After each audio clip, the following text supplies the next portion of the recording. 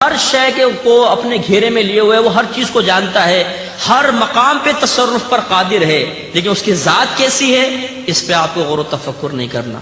تو اللہ کی کرسی نے زمین و آسمان کو گھیرا ہوا ہے، اس کا مطلب کیا ہے کہ اس کے علم اور قدرت نے تمام کائنات کو گھیرا ہوا ہے، کوئی شے اس کی معلومات سے باہر نہیں، کوئی شے اس کے تصرف سے باہر نہیں، ہر شے کے اوپر وہ تصرف ہے، تصرف کر سکتا ہے، متصرف ہے۔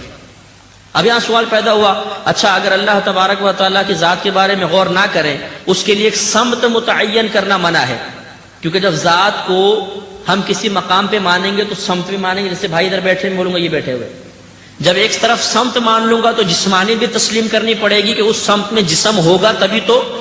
اللہ تعالیٰ جسمانیت سے پاک اور سمت سے پاک، آگے پیچھے اوپر نیچے کہاں ہے ہم نہیں ثابت کر سکتے۔ تو سفر معراج میں اللہ کے نبی کہاں گئے تھے؟ بھئی حدیث سے تو یہ بتاتی ہیں آسمان کی طرف گئے تھے، تو اس کا مطلب یہ ہوگا کہ اللہ تعالیٰ آسمان پر ہے۔ اب اگر آپ آسمان پہ مان لیں تو اللہ تعالیٰ کے لیے زمین خالی ماننی پڑے گی، آسمان پہ اللہ تعالیٰ کے وجود کو ماننا پڑے گا، کفر ہے۔ تو پھر نبی کریم اوپر لینے کیا گئے تھے؟ تو اعلیٰ حضرت امام اہل سنت فرماتے ہیں خرد سے کہہ دو کہ سر جھکا لے۔ خرد کہتے ہیں عقل کو، کہ خرد سے کہہ دو کہ سر جھکا لے، گمان سے گزرے گزرنے والے، جہاں تک آپ گمان کر سکتے ہیں کرتے جائیں، اور نبی کریم اس سے بھی آگے نکل گئے۔ خرد سے کہہ دو کہ سر جھکا لے، گمان سے گزرے گزرنے والے، پڑے ہیں یہاں خود جہت کو لالے، کسے بتائے کہاں گئے تھے۔ تو یہ بس ایک اللہ اور اس کے حبیب کے درمیان راز ہے کہ ہمیں سمجھانے کے لیے بتا دیا کہ آسمان کی طرف گئے تھے، حقیقتاً وہ کہاں گئے تھے یہ اللہ اس کا رسول بہتر جانتے ہیں۔ بس کتنی لمبی تقریر فرمائی ہے مفتی صاحب نے۔ بھئی جہاں تک اللہ تبارک و تعالیٰ کے جہت اور سمت کا مسئلہ ہے تو اتنی بات بہت واضح طریقے سے ثابت ہے کہ اللہ تعالیٰ علو میں، بلندی میں ہے۔ اگر انکار سمت سے آپ بلندی کا انکار کرتے ہیں تو یہ بالکل غلط ہے۔ اللہ تعالیٰ علو میں ہے، اور اللہ تعالیٰ کو علو میں، بلندی میں ماننے سے جسم ماننا لازم نہیں آتا۔ ان اللہ علی بذاتہ و بصفاتہ، اللہ تعالیٰ علی ہے، بلند ہے، علو میں ہے، اپنی ذات کے لحاظ سے بھی اور اپنی صفات کے لحاظ سے بھی، دونوں لحاظ سے اللہ تبارک و تعالیٰ علو میں ہے، اور بے شمار دلیلیں اس کی ہیں۔ ہم زیادہ گفتگو کریں گے تو بات لمبی ہو جائے گی۔ بے شمار دلیلیں اس کی ہیں کہ اللہ تبارک و تعالیٰ علو میں ہے۔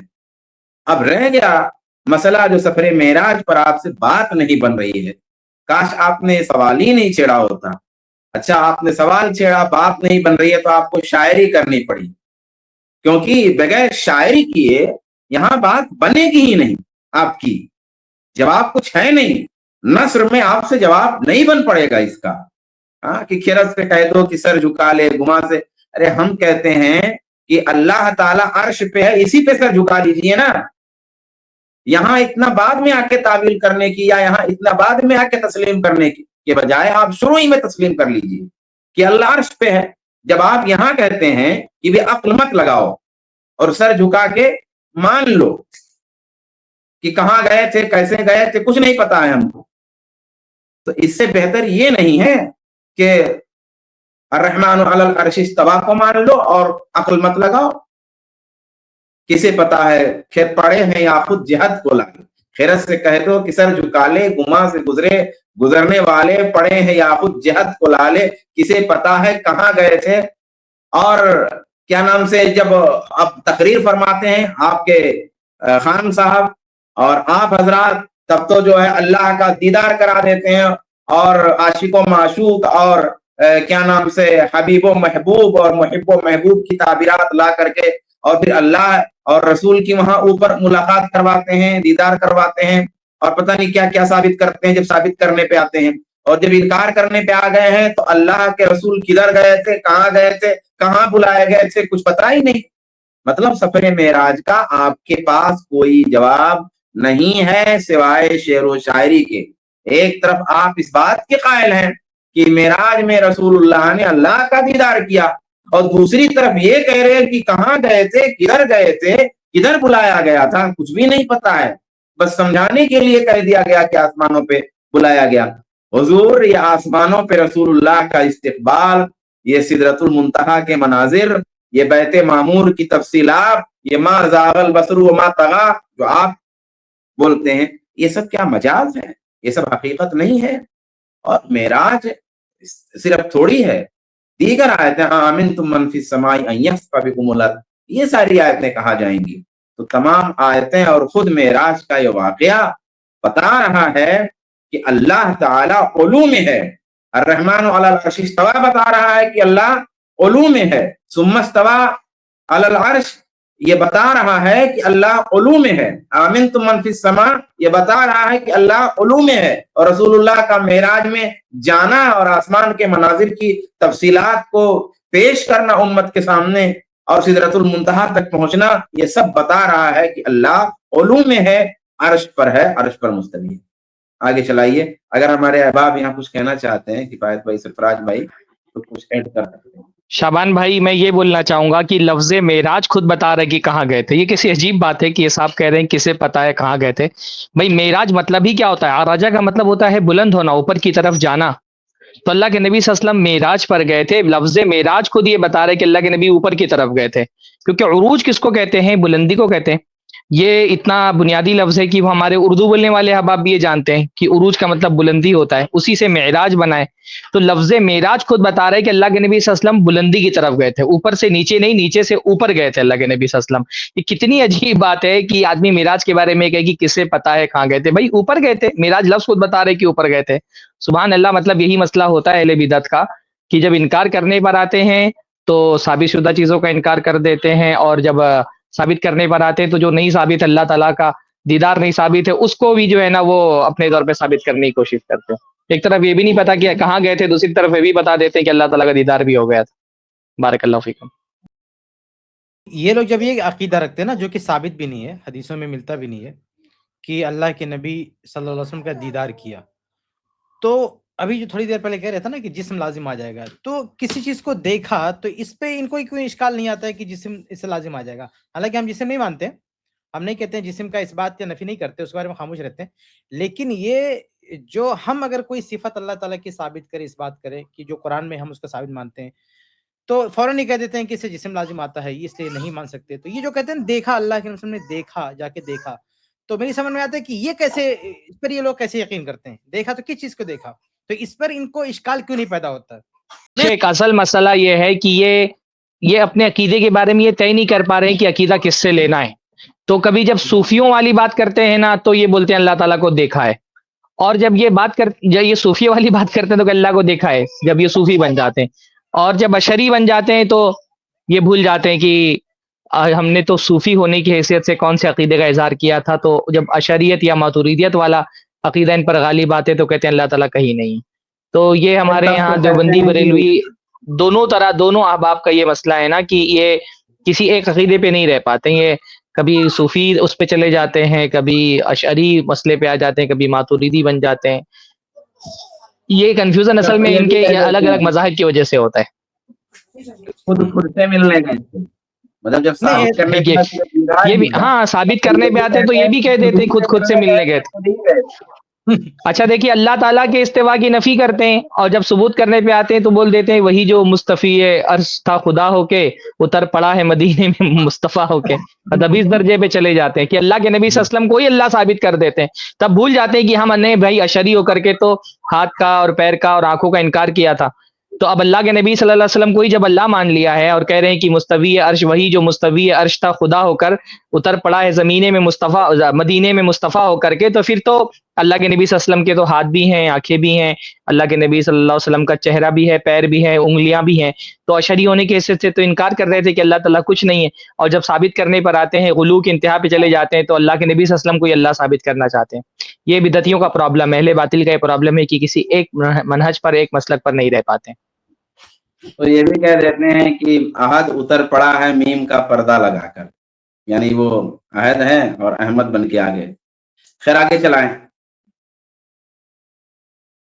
समझाने के लिए बता दिया कि आसमान की तरफ गए थे, हकीकतन वो कहां गए थे ये अल्लाह उसके रसूल बेहतर जानते। تو معجزہ کا مطلب ہی ہوتا ہے جو عقلوں کو عاجز کر دے. اب عقل عاجز ہو گئی, ارے آسمان پہ گئے اور اللہ تعالیٰ آسمان پر ایک جگہ نہیں ہے, تو پھر ہمیں تو سمجھ میں نہیں آ رہا. تو معجزہ وہی تو ہوتا ہے جو عقل میں نہ آئے. یہی اس بات کی دلیل ہے کہ یہ معجزہ تھا. اگر آپ کی عقل میں آتا تو معجزہ کہاں رہتا؟ تو معجزہ ہوتا ہی وہ ہے جو سمجھ میں نہ آئے. سرکار نے انگلی سے چاند کے 2 ٹکڑے کیے, عقل تسلیم کرتی ہے؟ سرکار نے انگلیوں سے پانی کے چشمے جاری کر دیے, عقل تسلیم کرتی ہے؟ نہیں. لیکن معجزہ ہے, عقل کو عاجز کر دینے والا ہے, ماننا پڑے گا. تو اسی طرح شب معراج کا معاملہ ہے. لہذا جو بعض ہمارے نادان بھائی یوں کہہ دیتے بس معجزہ, دیکھیے انہوں نے یہ کہا کہ معجزہ قابل فہم نہیں, ضرور غلط بات. معجزہ قابل فہم نہیں ہے, یعنی معجزہ کو سمجھا نہیں جا سکتا. معجزہ کیا ہے یہ صحیح نہیں ہے, یہ غلط ہے. معجزہ اللہ تبارک و تعالی کے اذن سے, اس کی قدرت سے ہوتا ہے, یہ بات اچھی طرح سمجھ میں آتی ہے. اور معجزہ کس چیز کا ہے یہ بات بھی اچھی طرح سمجھ میں آتی ہے. اصل میں معجزہ کا معنی یہ ہے کہ ویسا کرنے سے لوگ عاجز رہ جائیں. جیسے اونٹنی کا معجزہ ہوا تو سب نے سمجھا کہ یہ اونٹنی ہے, سب نے سمجھا یہ اونٹنی ہے, ایسا نہیں کہ نہیں سمجھ میں آیا. لیکن ویسے جس طریقے سے وہ اونٹنی ظاہر ہوئی تھی ویسے اونٹنی ظاہر کرنے سے عاجز رہے. چاند 2 ٹکڑے ہوا تو یہ سب نے سمجھا کہ ہاں یہ 2 ٹکڑا ہوا, لیکن ویسا ہی کرنے سے عاجز رہے.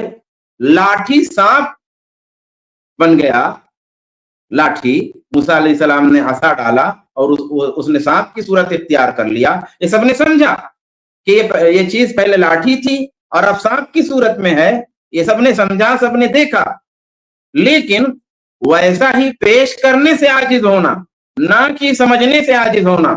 بھئی وہ چیز سمجھ میں آتی ہے, جیسے اونٹنی کا معجزہ ہوا, لوگوں نے اس کو سمجھا لیکن ویسا کرنے سے عاجز رہے. چاند 2 ٹکڑے ہوا, لوگوں نے سمجھا کہ چاند 2 ٹکڑا ہوا ہے, ویسا کرنے سے عاجز رہے. لاٹھی سانپ بن گئی, لوگوں نے سمجھا کہ یہ پہلے چیز لاٹھی تھی, اب یہ سانپ کی صورت میں ہے, مگر اس کو سمجھا, دیکھا, لیکن ویسا کرنے سے عاجز رہے. تو عاجز رہنے کا مطلب کیا ہے, یہ نہیں کہ وہ چیز ہی نہ سمجھ میں آئے کہ یہ کیا ہے. عاجز رہنے کا مطلب یہ ہے کہ ویسا کر نہ سکیں, یہ معجزہ ہے. تو جب آپ کو معراج کا مقام ملا اور رسول گرامی جب معراج کو گئے تو اس کا معنی مشرکین کو سمجھ میں آیا کہ اللہ کے رسول نے کیا کہا اور اس کا کیا مطلب ہوتا ہے. کہ آپ آسمانوں پر گئے, آپ آسمانوں پر گئے اور اللہ تعالیٰ نے آپ کو بلایا, اللہ کے رسول نے یہ بات بتائی اور مشرکین نے اس بات کو سمجھا. اس کو سمجھنے سے عاجز رہے ایسا کچھ نہیں ہے.